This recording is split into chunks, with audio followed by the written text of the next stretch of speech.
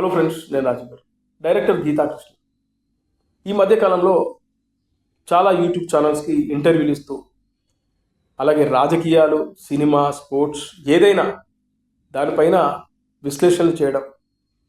అయితే విశ్లేషణ చేయడం వరకు ఓకే, కానీ అనుచితంగా మాట్లాడడం, అక్రమ సంబంధాల గురించి డిస్కషన్ చేయడం, ముఖ్యంగా సినిమా సెలబ్రిటీల విషయంలో ఎంత పడితే అంత మాట్లాడడం, లేనిపోని విషయాల్ని జనాలకు చెప్పే ప్రయత్నం చేస్తున్నాడు ఈ గీతా కృష్ణ. మీరు చూస్తే చిరంజీవి గారి పైన ఇలాంటి కామెంట్లు చేశాడు, అలాగే పవన్ కళ్యాణ్ పైన, అలాగే ప్రభాస్ పైన, అలాగే రవితేజ పైన.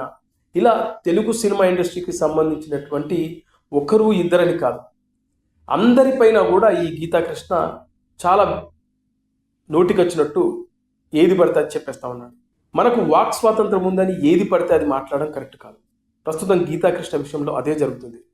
గీతా కృష్ణ కొన్ని యూట్యూబ్ ఛానల్స్ను పిలిపించుకొని వాళ్ళకు ఒక అవర్కి 5,000 లేదంటే 3,000 ఛార్జ్ చేస్తూ ఇంటర్వ్యూలు ఇస్తూ ఉంటాడు. ఆ ఇంటర్వ్యూలో చాలామంది సినిమా సెలబ్రిటీల వ్యక్తిగత జీవితాల గురించి మాట్లాడుతూ ఉంటాడు. ఆ హీరోయిన్ వాడితో ఇలా తిరిగింది, ఈ హీరోయిన్తో ఇతను ఇలా తిరిగాడు, ఈ హీరో ఇలా చేసేవాడు, ఈ హీరోకు ఇన్ని ఎఫైర్స్ ఉన్నాయని ఇతను దగ్గరుండి చూసినట్లుగా ప్రముఖ స్టార్ హీరోల పైన, అలాగే ప్రముఖ స్టార్ హీరోయిన్స్ పైన చేస్తున్న నీచమైన కామెంట్లు కానీ, ఆయా యూట్యూబ్ ఛానల్ ఇస్తున్నటువంటి ఇంటర్వ్యూల విషయంలో మాత్రం పెద్ద ఎత్తున వ్యతిరేకత వస్తుంది.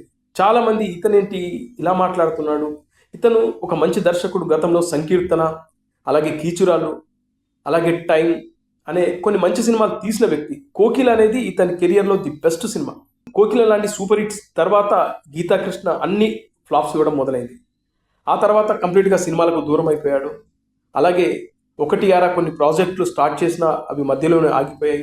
ఆ తర్వాత యాక్టింగ్ స్కూల్స్ పెట్టాడు. ఇటు వైజాగ్లో అలాగే ఇటు హైదరాబాద్లో కూడా యాక్టింగ్ స్కూల్స్ పెట్టి డైరెక్షన్ అండ్ యాక్టింగ్, వివిధ స్క్రీన్ ప్లే రైటింగ్, వివిధ విభాగాల్లో కోచింగ్స్ ఇస్తూ ఉంటాడు. వీటితో పాటు ఈ యూట్యూబ్ ఛానల్స్ పిలిపించుకొని గంటకు 5,000 లేదా 3,000 ఛార్జ్ చేస్తూ ఆయా యూట్యూబ్ ఛానల్స్కి ఇస్తాడు. మరి వీళ్ళెందుకు గంటకు 5,000, 3,000 ఈ ఆయా యూట్యూబ్ ఛానల్స్ ఇస్తాయంటే, ఇతను పనికిమాల విషయాల గురించి డిస్కషన్ పెడతాడు.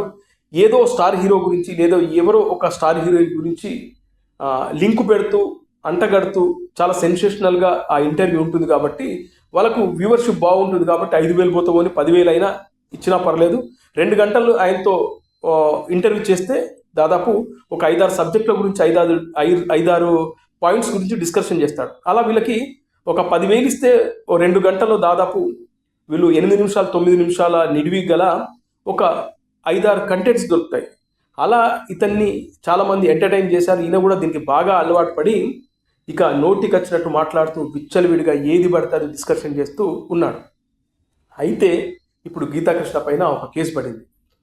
విశాఖ జిల్లాకు సంబంధించినటువంటి కొంతమంది మహిళలు ఇతను రీసెంట్గా ఒక యూట్యూబ్ ఛానల్కి ఇచ్చిన ఇంటర్వ్యూలో సినిమా హీరోయిన్ల పట్ల చేసిన ఒక అనుచితమైన కామెంట్, అంటే సినిమా హీరోయిన్లు అవకాశాల కోసం అని ఒక నీచమైన కామెంట్, అది కూడా ఒక దర్శకుడై ఉండి, సినిమా ఇండస్ట్రీకి సంబంధించిన వ్యక్తి అయి ఉండి కూడా అదే సినిమా ఇండస్ట్రీకి సంబంధించిన హీరోయిన్ల పట్ల చాలా అసహ్యంగా, జుగుప్సాకరమైన కామెంట్లు చేసినటువంటి ఈ గీతాకృష్ణ పైన కేసు నమోదైంది.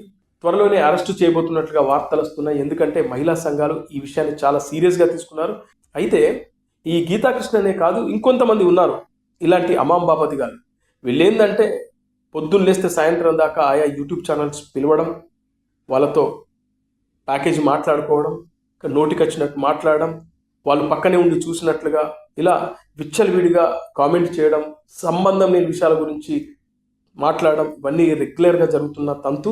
ఇలా కొన్ని యూట్యూబ్ ఛానల్స్ కూడా ఇలాంటి వాళ్ళని చాలా ఎంటర్టైన్ చేస్తూ వ్యూస్ కోసం అడ్డమైన గడ్డి తింటున్నారు. సో ఇలాంటి వాళ్ళని ఒకరిద్దరిని అరెస్ట్ చేస్తే కానీ దీనికి ఎక్కడో ఒక చోట చెక్ పడదనే ఉద్దేశంతో ఆ మహిళా సంఘాలు ముందుకు వచ్చినందుకు వాళ్ళకి హ్యాట్స్ ఆఫ్ చెప్పాలి.